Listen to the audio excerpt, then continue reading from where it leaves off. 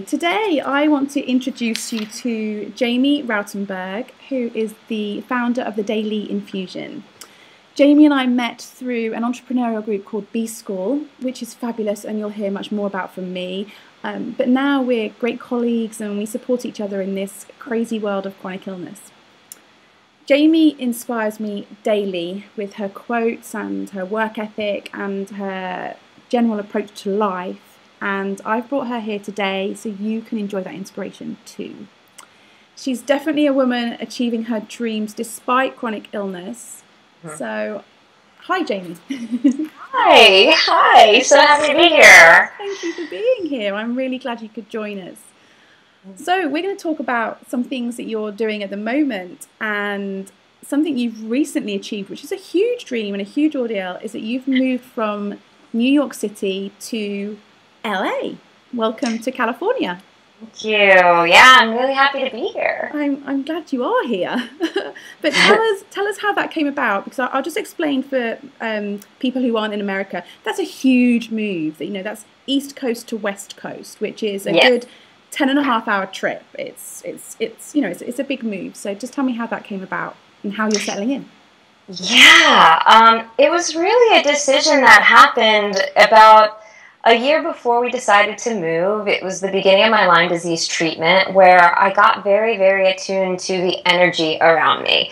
I got very sensitive because the treatment was really harsh, and I started noticing, because I was in bed all day, I could just hear the city outside my window unlike I'd ever heard it before, where every noise, every bit of construction, every bus going by, every cab honking, it was non-stop 24/7 noise.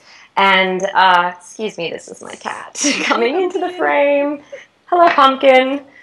So, yeah, the noise, it was really hitting my body very, very hard and very unable to rest. And I realized that my needs shifted, that no longer can I participate in the pace of the city and I can't keep up with all that, but I'm too sensitive to be around that same kind of level of noise and just the people everywhere, and I needed a little bit of R&R. I needed the rest, the relaxation, the quiet. I needed some peace. So initially we were actually going to move to Ojai, California, which is about an hour and a half north of LA.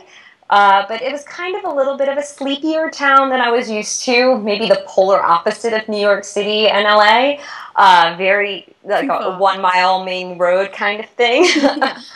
And I was just like, okay, maybe I'm not quite ready to give up on that. I still need a little access to the city. So moving out to LA, where it's very spread out. Yes, it is a city, but it's very spread out. And I have a doctor here that I see. It felt like a really good compromise.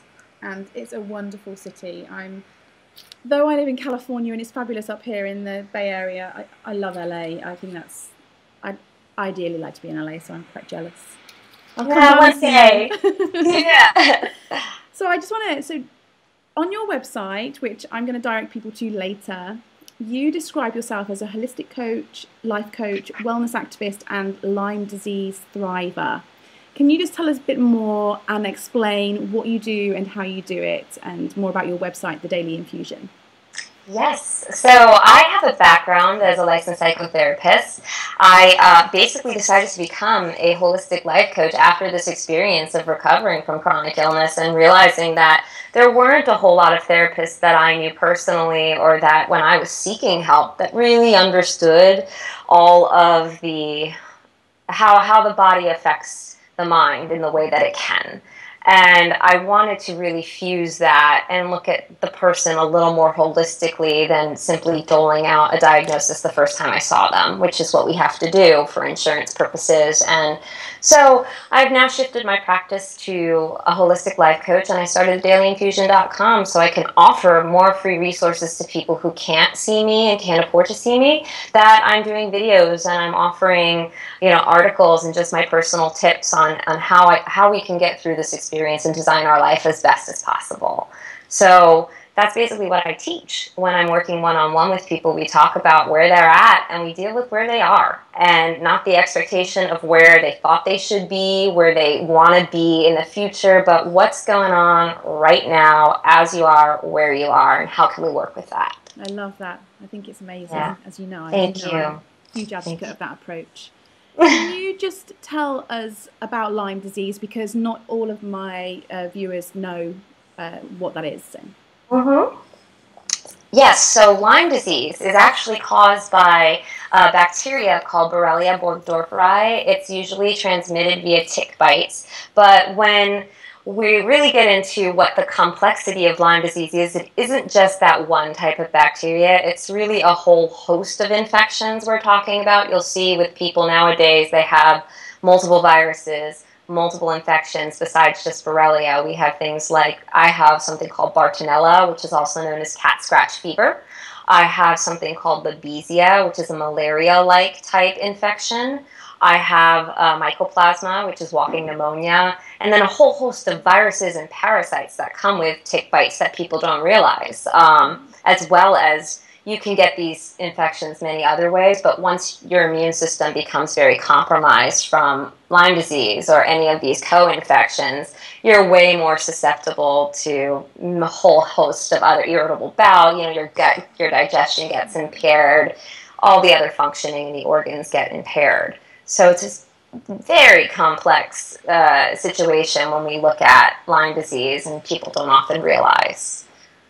I had no idea, and obviously my eyes have been well opened now, and must be incredibly difficult to live with, and I feel for anybody who is living with it, especially you and thank you. my fellow who's that lady girls. Yeah, but you're turning it around into something amazing. Yes. I know it's hard. I know it's really hard. Obviously, I know it's hard to live with chronic illness, but the Daily Infusion is really fabulous. I love the graphics. The creativity behind it really, really energizes me, and I love being over there and seeing what you're up to.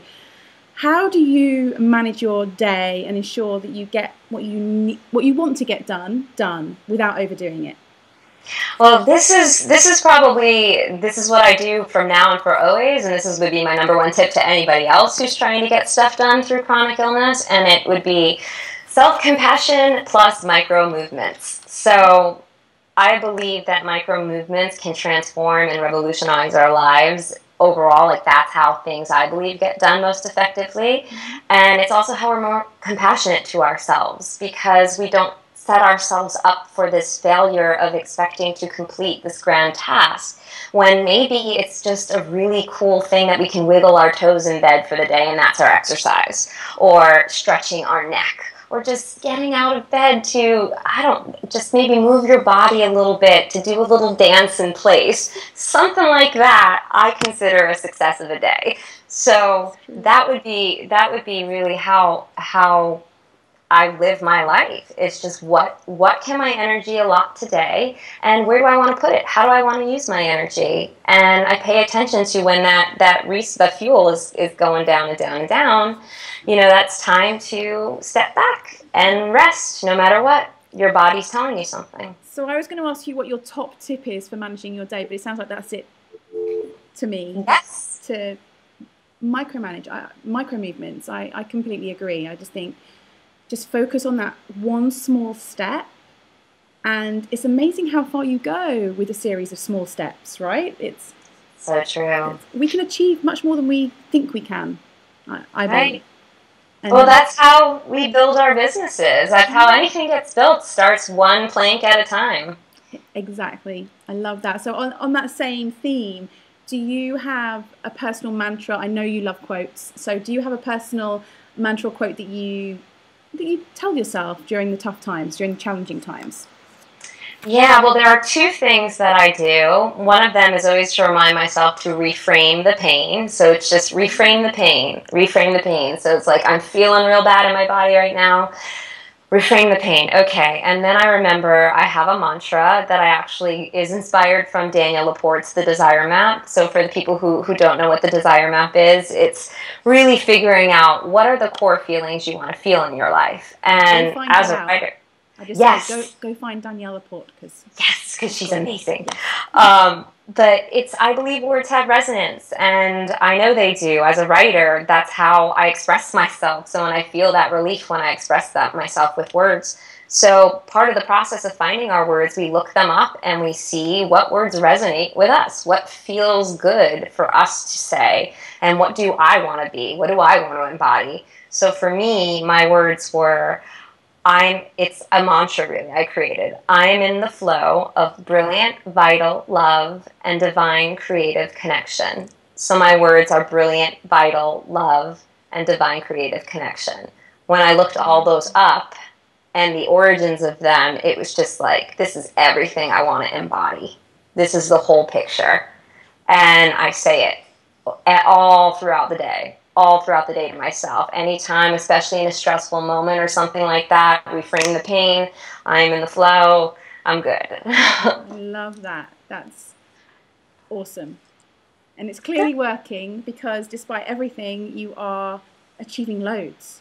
I mean, I'm trying. You are. You are succeeding, girlfriend. I can see it. You've moved across the country. You've launched a website. You are in constant communication with your people. And you're setting up your new business as a private coach, and you're doing some really amazing stuff that's so inspiring to see. That's why I have you here. Likewise. Well, I'm a huge fan of you, so keep doing what you're doing to support this community. It's fantastic. Yeah, we're both doing a good job here, right? I'm loving it. So my final question for you was, and I think we probably covered this already, is what's the one thing that you have to do every day to maintain your equilibrium? So for me, for example, I have to do some kind of yoga. I just feel like that really grounds me. I don't necessarily do a class or a hall, but I have to put myself in that space for at least half an hour a day. So how about you? What do you do? For me, it's probably, I gotta ground in nature. I gotta take a walk. Even if that means I don't make it past 2 feet of my house, I have to get clothes on and actually walk outside. I know that's not possible sometimes for some people, so if I don't do that, I at least try to take a picture of something beautiful. I know it sounds silly, but even just going out into the living room and seeing my cats looking peacefully out the window, and I'll take a snapshot and I put that up, and that's my inspiration for the day. That just the reminder of being here still with ourselves looking out the window. They are perfectly content, and that is their whole life. They are here in this moment. So I know I post a lot of pictures of my cats, and I'm not just some crazy cat lady. I'm looking at them and I'm respecting how they're really in the moment. So I appreciate that. It's a good reminder. It is. And actually this reminds me of something that really inspired me about you. When we first met, you told me how you had literally spent, I think, a year bedbound. And in that time, that's when you designed and developed your website. And do you mind just sharing a bit about that time? Because there are so many of us that go through these periods of time when we are bedbound, when we are completely physically restricted. And for those that are in that situation right now, I'd love to offer them some hope as to what they can still do stuff. Yeah, absolutely. Basically, I started a private blog while I was going through these infusion treatments. And yeah, it's been like over a year. I was in bed for the most part. And I still spend a good deal of time reclining and lying down. We don't have a couch. We have a hammock in the living room, which it's a lot more comfortable for me. So I'm reclining in there when I'm not in bed or in the office. But yeah, it really started with just a place, an outlet for my feelings. And it was something I prescribed to myself. Like, you're going to do this as an assignment to process everything that's going on, which is something that not everyone allows themselves to feel because it's painful. To really be conscious of, if you have a tube in your chest, if you have a pouch, if you have something else going on that's foreign inside of your being, it's very distracting, and we're going to want to run away from that as much as possible. But it's literally attached to us, so we have to figure out a way to deal with that, because that's life. It's a metaphor for the unwanted and unexpected in life, which is always going to be uncertain. We're never always going to know. So I wanted to process the uncertainty of this situation. I wanted a place to vent my anger. And as I was doing this, I realized people seemed to be helped by this. And I was also educating a lot of my friends about Lyme disease and about toxicity and living a toxin-free life and learning how to be healthier generally. And I knew there was a real need for it. I knew that there was a real need in this community. So I knew I was going to start my private practice soon. I just didn't know it wasn't going to be on the Upper West Side of Manhattan like every other therapist. You know, I didn't know that that's really what I felt in my heart. It's like, you know what? I was going to do this blog anyway to offer resources to people in this community, but why don't I use myself? I might as well come out with this story and be of service that way. I'm going to let everybody know that this is what it is. This is real life. I'm someone who helps people with their feelings as someone who has a lot of feelings. And I get it. I get what it's like to have all those feelings when your body's in pain and when your body is not doing the things you want it to do.